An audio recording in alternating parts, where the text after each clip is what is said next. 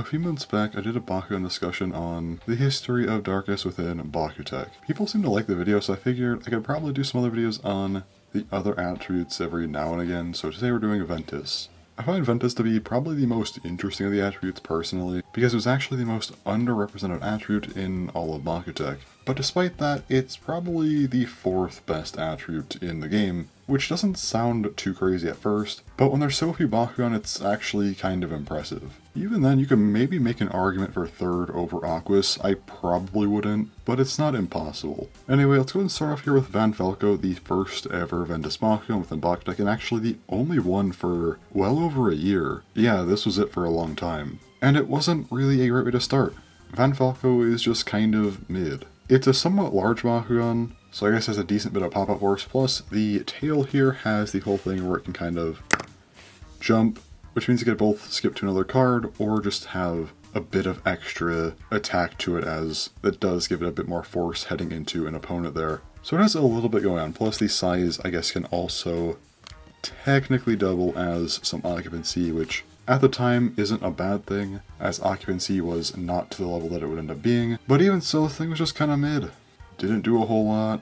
Of the first 4 releases, it was probably the worst, and there was quite a few other Bakugan that came out after this that were just better. So early on, Ventus was actually pretty abysmal, and it was probably the second worst attribute ahead of Subterra, as Grand Panzer wasn't very good. But even then, once Gavilianicon came out, I'd argue Ventus was just the worst for another year.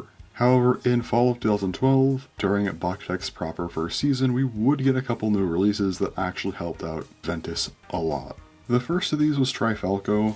This thing could do quite a bit with its 3 different modes. Of course, you have its smallest mode, which gave you some low G setups, which was pretty nice. Also has, of course, its defense mode, where these wings are forward, which is very, very helpful. And then the first mode, which is occupancy mode, where these parts are just kind of out.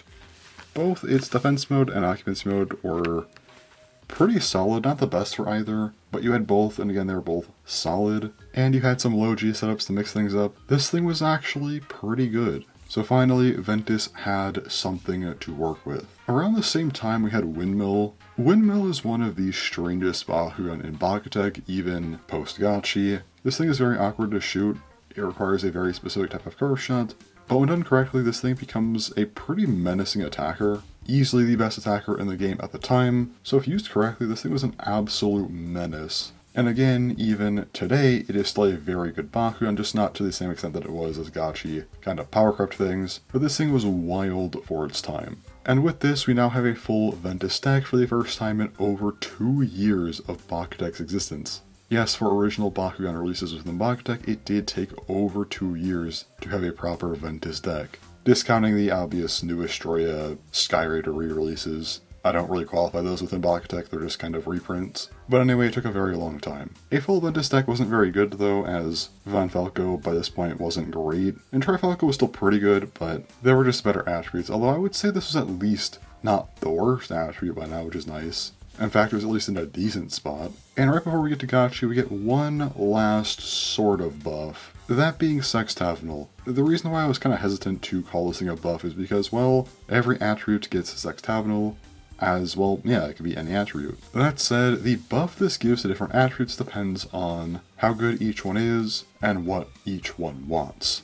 So Ventus, I would argue, benefits more from Sextavinal than most other attributes because, well, it wants to attack. Sextavinal can definitely attack with its weight, and with that weight it also gives it some defensive bulk, which is helpful. So this is a pretty solid Bakugan for Ventus to have, and pairing that with Trifalco and Windmill actually makes Ventus kinda decent. It might even be breaching third at this point, as Aquas wasn't as insane until Gachi. So this is a pretty massive turnaround for Ventus within just a few months, as Sextavinal didn't release that long after Windmill or Trifalco, and again, before that, it was just Van Falco for a couple years, really. Now we enter BakuTech Gachi. Ventus was handled very interestingly in Gachi. The first Bakugan we got was a deck filler and the only Ventus deck filler within Gachi, and that was Kalukin. Kalukin's a pretty solid Bakugan, as these cross pieces here, when the actual Bakugan is closed, they're at a diagonal angle, which is pretty helpful, as it does give it some unique rolling properties for curve shots, which is pretty cool. And yeah, it's a pretty solid Bakugan to use within Ventus, especially if you don't want to learn Windmill. You could use Sextavinal, Trifalco, and Kalukin, at least in a mono Ventus deck. And considering I'm talking about Ventus in particular, I'm kind of just sticking to the mono theme, but anyway. So you at least had more options within Ventus now, that's nice. But what about the bigger 36mm releases? Well, the first of the two released was Nino de Shao. Nino de Shao is pretty weird, as it has two magnets, but unlike most double-sided Bakugan, it has a good mode and a bad mode. The current mode is the bad mode. This thing is absolutely worthless. It has a 0 attack potential, its occupancy is pretty mid, its defense isn't great. It kind of just does absolutely nothing aside from harm its better mode. And of course, well, let's go and take a look at the better mode here. It does that. You could probably already tell that its attack potential is pretty ridiculous, as it just completely forces itself off of the card, which is definitely a thing it could do. I kind of get why they decided to balance it this way, because that is insanely powerful. The crit KO potential of this thing is ridiculous.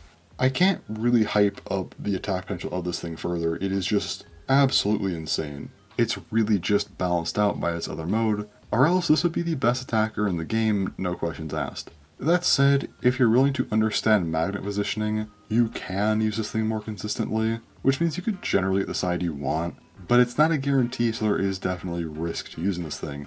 This immediately makes Ventus a very unique attribute, as two of its main Bakugan are kind of awkward. Nino de Shao and its risk, and Windmill and its very weird usage. But both have massive, massive payoffs. Oh, and then there's the other 36mm Bakugan, which is LeShao Falco. This thing's just kind of okay. I still think Trifalco's better than it, and then Windmill, Nino de Shao, Sextavinal are all better. Honestly, Kalukin might be better too. Can you use this thing in a deck? Yes.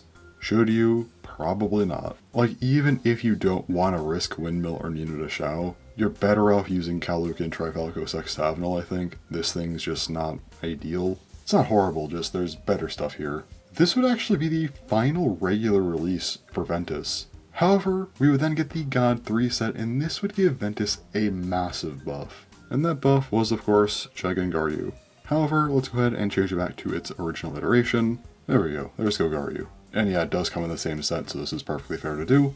But yeah, Ventus Gogaryu, which also happens to be 700 Gs, just to give it another buff. While I personally prefer Sanzu Holobos, for a lot of people this is the #1 attacker in the game, and even for me it is a close second, bordering on just a tie. This thing is ridiculously powerful, and is very, very noteworthy for Ventus, and is really what makes it at least 4th in my mind, if not potentially even 3rd.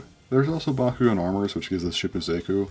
This thing isn't great, but I guess it's a good G-Power battler for Ventus. Another okay option, I guess. But yeah, the end result of Ventus is honestly pretty ridiculous. I mean, having Gogaryu, Nino de Shao, and Windmill, that is an extremely powerful attack deck right there. It does come with some risk. Again, you have to learn Windmill, which definitely does have a skill curve to it. Also, Nino de Shao is somewhat inconsistent. Again, you can definitely learn magnet positioning reasonably consistent, but it does still struggle a little bit. So you do have Bakugan that you could also swap out as well. You could use Kalukin to have a good curve shot Bakugan, Trifalco to maybe add some defense, or probably the best option, sub and Sextavinal, as it's another very good attacker, and then maybe just focus on having either Nino de Shao or Windmill, so you have two very, very strong attackers that are just normal to use, and then one oddball. Regardless of the exact deck you use, Ventus is just pretty ridiculous for what it is. Again, there's not many releases, and if just one or two more of these Bakugan were just mid, or even bad, Ventus is definitely not 4th, and certainly isn't breaching 3rd. This easily could have ended up being the worst attribute, but it's not. The God 3 deck in particular was a very questionable release, with having some very powerful Bakugan and different attributes, but I think Ventus Gogaryu is easily the best thing to come out of that. As while the other two are good for their respective attributes, Ventus really needed just one more big push, and Gogaryu was it.